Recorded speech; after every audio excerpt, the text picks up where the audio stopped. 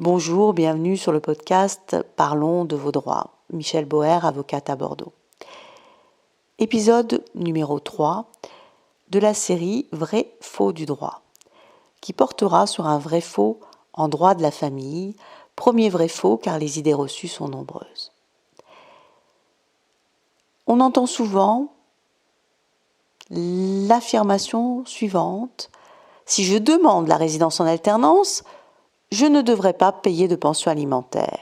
Eh bien, c'est faux. Le fait de solliciter une résidence en alternance ne vous dispensera pas du paiement d'une pension alimentaire pour la contribution à l'entretien et à l'éducation de votre enfant, surtout si vos revenus sont supérieurs à ceux de l'autre parent.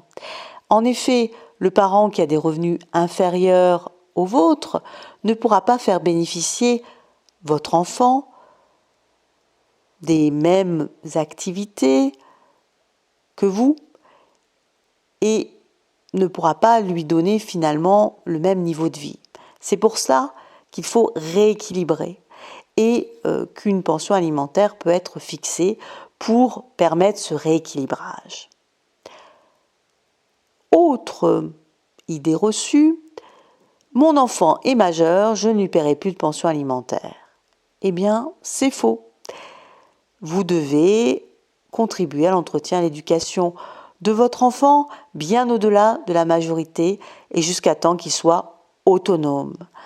Or, à notre époque, les études sont très longues et souvent, l'enfant n'est pas autonome à l'âge de 18 ans.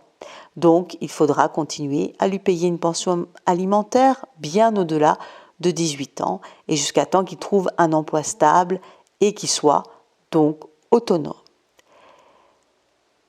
Dernière idée reçue pour ce podcast, qui est un petit peu caricaturale: le juge aux affaires familiales est toujours une femme et il statue toujours en faveur des femmes.